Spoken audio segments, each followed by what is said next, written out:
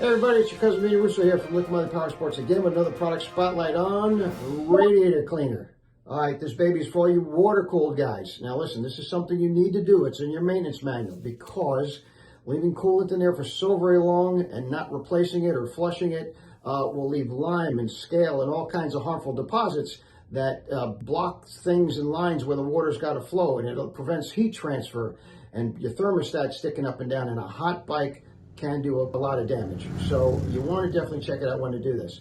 Now, Radiator Cleaner is compatible with every antifreeze, and it's safe on plastics, seals, gaskets, everything aluminum that you have in the coolant system, so there's no worry. One can treats 5 liters of coolant or 1.3 gallons of water. So how do you use it? You're going to make some room for it in the coolant system. If it is full, just drain a little bit out, put this in, and fire it up and let it idle probably for about 20 to 30 minutes. You want that thermostat to open and close quite a few times so everything is circulated and been broken down. Shut it down, and I'm telling you, the night and day difference when you drain this stuff out, it's going to look ugly. But this is what the cleaner does. It gets all that stuff out.